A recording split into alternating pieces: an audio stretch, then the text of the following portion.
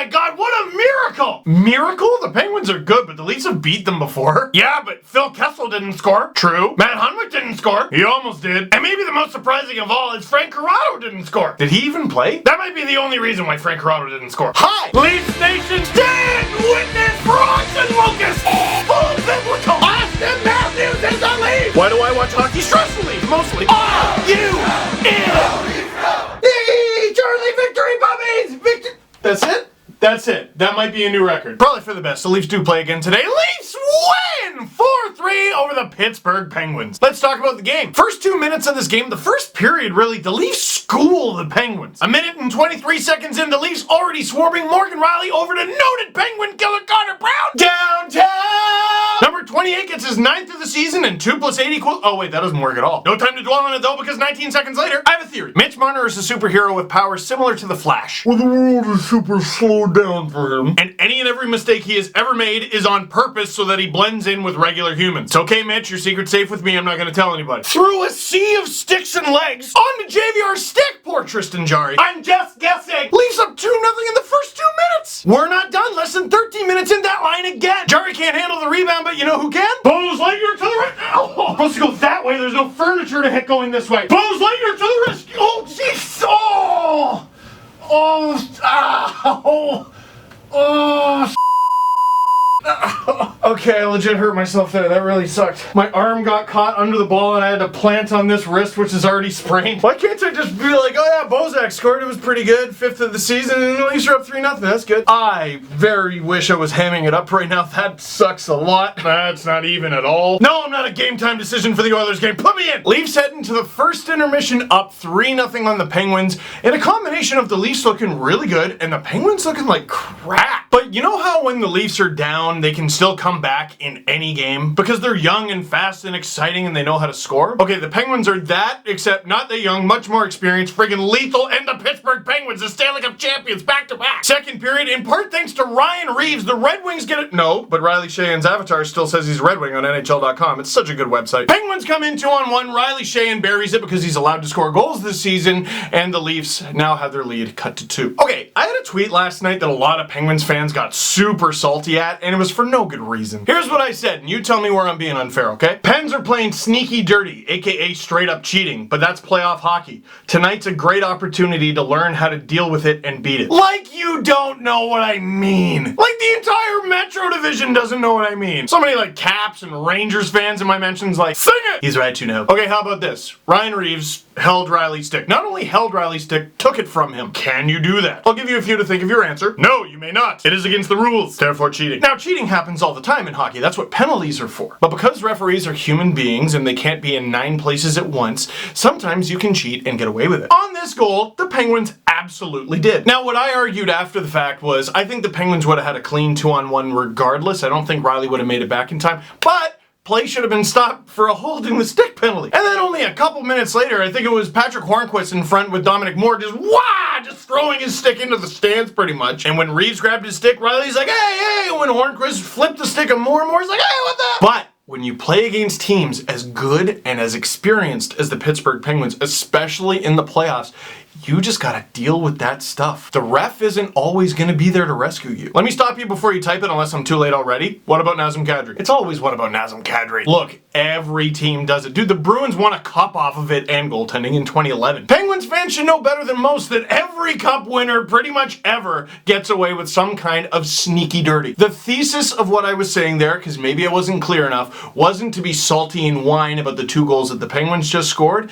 It was to say the Leafs need to just deal with it. There are many reasons why the Leafs lost to the Bruins in 2013, but one of them was the Bruins knew what they could get away with and the Leafs clearly didn't. I wanted the Leafs to play the Capitals last season to be put through the ringer. And games like this against the Penguins, eat them up. The standings say the Leafs are really good, but some of their underlying numbers and their driver's licenses, assuming they even have them, say that they're a young team with a lot to learn still. So, yada yada yada, when a team like the Pittsburgh Penguins is being mean to you, good! When a team like the Pittsburgh Penguins, the reigning Stanley Cup champions, plays you like this, it's an honor. It's like Rafiki clunking Simba on the head and he goes, ow, that hurt! Ah yes, the past can hurt. But the way I see it, you can either run from it or learn from it. Followed by the turning point of that movie, the turning point of Simba's life, and the turning point of the fate of Pride Rock. So yeah, you lost your stick a couple of times. Yeah, Freddie lost his stick, and by the time he got it back, Geno Malkin was able to snipe on him and bring the Penguins within 1 on the power play, even though it should have been the Penguins getting a penalty once or twice. But you can either run from it or learn from it. A mere 22 seconds later, the Leafs learned from it. With the Penguins, we all focus on the big things: Chris Letang, Geno Malkin, Sidney Crosby. But what has won them back-to-back cups is the little things. Loose puck battle, Mitch Marner with the little poke to the point. Jake Gardiner is able to float it on, and Tyler Bozak is able to tip it past Casey DeSmith, who, by the way, is in the net. I forgot to mention that. He gets his second of the game, and the Leafs are back up by 2, 4-2. And just before second intermission, so it can just sting a little bit. So, after a first period where the Leafs are up 3-0, they outshoot the Penguins 16-14. They have a pretty bad second period, getting outshot 14-6. Third period, even though the Leafs only gave up 8 shots, they go full-blown turtle shell, getting just 3. Babcock shortens his bench to just 3 lines. I saw a stat Nylander played like less than a minute in the third. Are you crazy, Mike? Saw Moore play in the wing. Freddie just doing everything he can. That Matthews, Hyman, Brown line was doing a whole lot of swimming in the first period, but in the third they were sinking. They're on the ice for this Harlem Globetrotters goal. Letang over to Crosby. Freddie's got no chance, although I bet McElhinney stops it. You see, because that game that happened. With just under 3 minutes to go, the Penguins are within 1. We know the Leafs win 4-3, okay? So this is gonna bleed into what I had to say about the Leafs overall after the game. Right now, the standings say the Leafs are excellent. Matter of fact, the standings say the Leafs are better than the Penguins. Leafs are second in the Atlantic. The Penguins are a wild card team right now. Leafs are second in the NHL in goals for, and they're about middle of the pack in goals against, which I think is better than most people expected. The Leafs are in a 4-way tie for 5th place in the NHL with Columbus, that makes sense,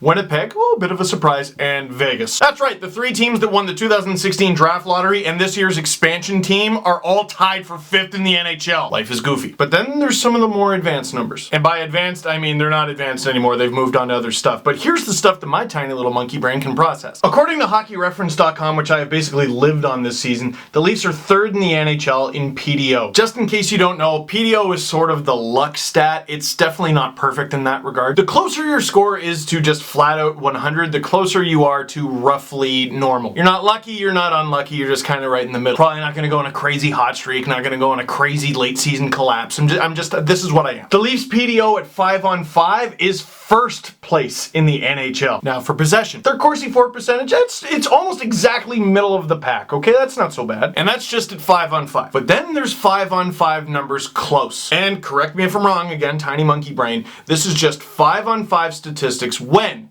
the Leafs are either up by 1, tied, or losing by 1. And right now, they are 23rd out of 31 teams. And sequences like the final 3 minutes of this game against the Penguins certainly don't help a stat like that. I'm getting back to the game, just let me say this. The Leafs' possession stats have been poor. Their PDO is rocket ship high. Their shooting percentage is high. Their save percentage is kind of high. These are pretty much all the symptoms of a team poised to have a late season collapse. Teams that have had similar numbers in years past, the Habs of the years past, the Colorado Avalanche that finished like 3rd place in the NHL, and the Carlisle era Leafs. Komarov has struggled badly. Kadri's numbers were surprisingly bad. Zaitsev is having a tough time. Connor Brown, I was shocked to see, didn't have very good numbers. But those are just the raw, soulless numbers. What gives me some hope is watching this team evolve. Take the last 3 minutes of this game, for example. Who's the line that was completely victimized by Sidney Crosby's with about 3 minutes to go? It was the Matthews line. With just over 30 seconds to go in the game, when I think it was Oli Mata hit the goalpost, the Leafs' 3 forwards on the ice were Austin Matthews, Zach Hyman, and Leo Komarov. When the final horn blew, the line that was on the ice was Matthews, Hyman, and Brown. Remember last season? Remember the Centennial Classic? Remember the final minute and what a gong show it was? And in the final second, the Red Wings tie it, but they probably should have tied it long before that. Babcock put the Matthews line out there. I think it was actually Matthews, Hyman, and Brown. He put them out there on purpose. That's not Babcock's shutdown line. That's not the line he expects to close out games. Sometimes Babcock throws players in the pool to see if they can swim. So the Leafs' raw numbers, just to look at them, don't bother me that much because I know Babcock is putting at least some of his team in an awkward, uncomfortable position on purpose to teach them. Go watch the end of the game again if you can. Go watch the final minute. Go watch watch Austin Matthews out there struggling, and at the final horn, he's gassed, he's out of breath, he doesn't even look happy. And it looked like Morgan Riley was trying to be like, dude, you're alive, we won the game, it's cool, and Matthews seemed mad. Here's another one that made me feel good. One of the Leafs' best possession players, William Nylander. Now, does anyone think Babcock has Nylander on the fourth line because he thinks that makes the most sense overall? Like, as if the playoffs started tomorrow, Babcock would have Nylander on the fourth line. That Hyman-Matthews-Nylander line was monstrous, and no one could get the puck off them.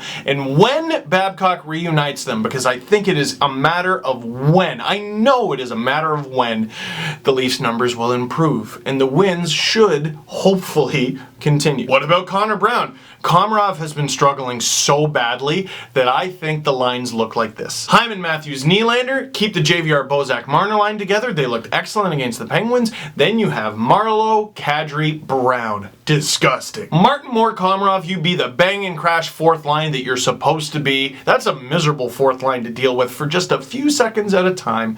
And then the Leafs worry about their defensive problems. They're a bizarre case study, this team. So much is expected of them, and they finished last 2 years ago, and they're still one of the youngest teams in the league. I know because of guys like Marleau and Hainsey, they're not one of the youngest teams in terms of average age, but look at what is expected of Matthews, Hyman, Brown, Riley, Marner, Nylander. They're one of the youngest teams. And now, second half of a back-to-back, traveling home after being on the road, after going to war with the Pittsburgh Penguins. Nylander barely even played in the third.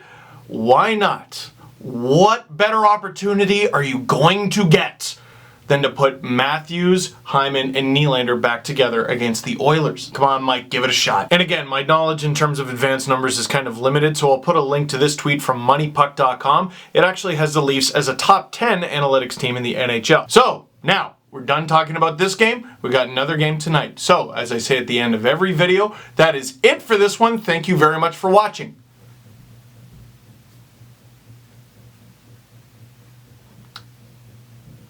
Oh, you're still here?